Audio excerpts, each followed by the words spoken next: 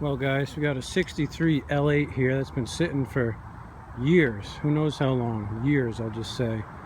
And the chain on the starter is frozen solid, so I was just gonna unhook the starter a little bit just so that I can get the chain off. Then I want to see if it will turn over and we'll go from there. Well, the chain is pretty bad. Got to get it out of all these sprockets. Looks like the starter clutch. Ooh, it's turning over. Nice. Starter clutch is working, which I'm kind of shocked about. I think the chain would actually clean up with some oil. Let's see if I can get it off the sprocket here. Oh, down there pretty good. Yeah, this chain is shot. I mean, if you really wanted to, you could save it, but why not just buy a new chain? They're cheap enough.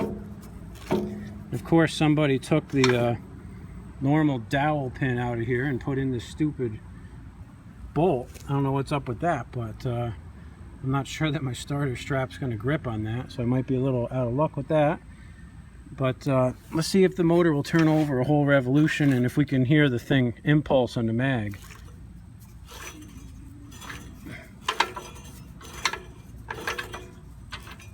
I can tell you the fan is screwed up. The fan up here is loose. It's not even, the nut on the fan isn't tight. So maybe the fan shaft is bad or something. But yeah, it's definitely not tight. There appears to be no compression on the motor at all. And the Magneto is not impulsing, so I want to say that we're taking it apart. Taking the head off. Maybe it's got a frozen valve.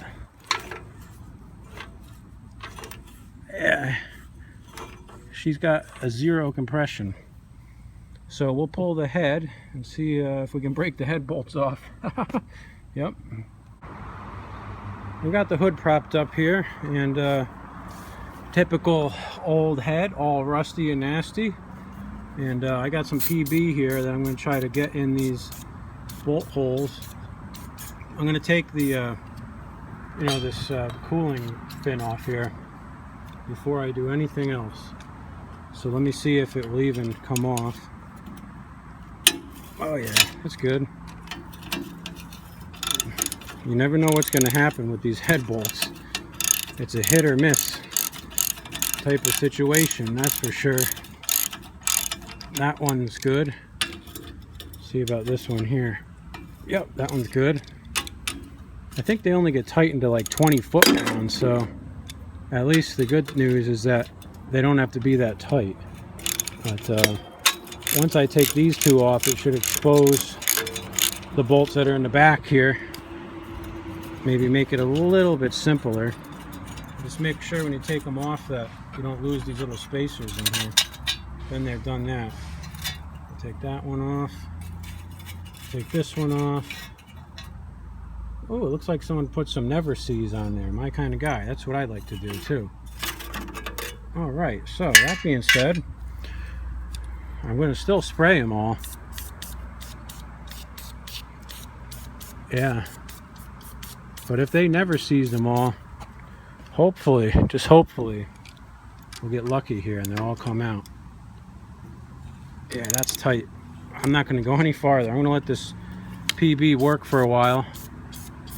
Then we'll come back a little later and work on it. I don't want to snap anything off here. No reason to be in any rush, if you know what I mean. Having patience with these things is more important sometimes than anything.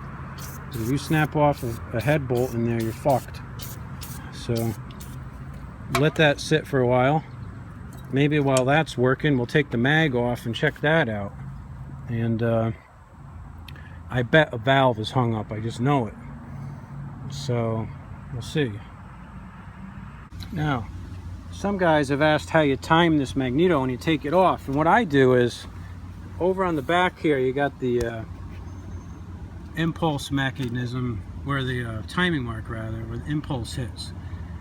So I turn the tractor so that the impulse on the tractor side is just a hair short of where it's about to spark. And then when I put it back together, I make sure that it's just about to impulse, and that's when I put it in. So it's just a matter of marking those up.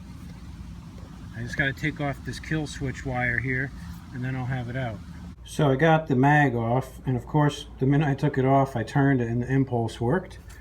But on this side the points are all dirty, so we will take the points out and clean them up and put it back together and re-gap it and see what we got. Well, the impulse wasn't working right, and it's all full of dirt in here, so I'm going to blow it out with my air nozzle over here and see if we can put a little drop of oil in there and get it working right again.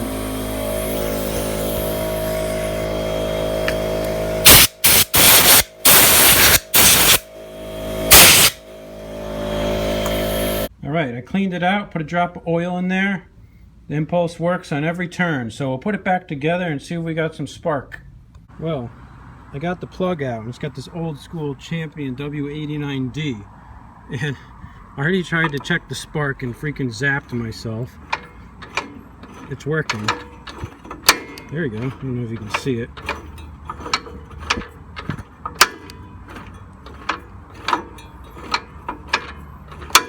Yeah, it's working. So I was able to check the head bolts here, and they're all loose. So let's take the head off and see if we got a frozen exhaust valve or what.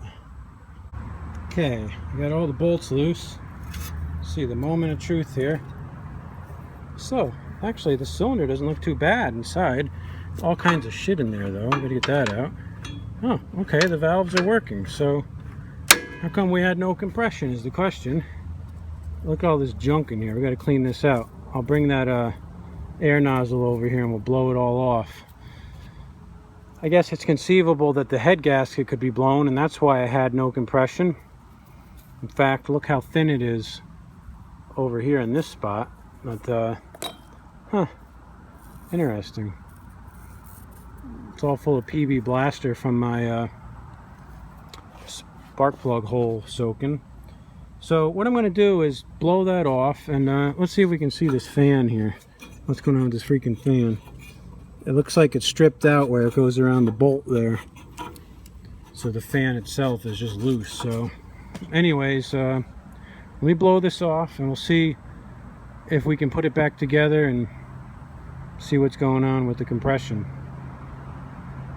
Now, I got a starter strap on here, and I'm going to spray some ether inside the carb and see if I can get a pop out of this thing. So let's see what happens.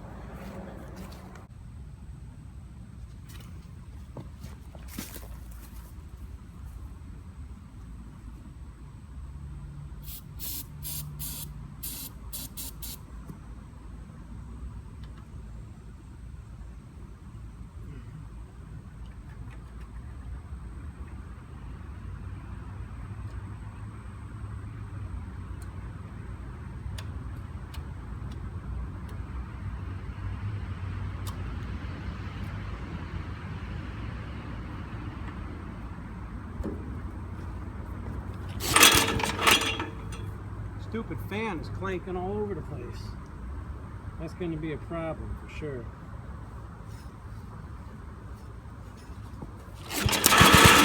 Oh yeah, we had a little pop. I can't go any farther though with the fan like that. It's going to run. It's going to run, guys. Just needs a little fan fixing, and it will run. So that's good news. You heard it pop? I'm not going to go any farther with that crappy fan. That'll be for another day.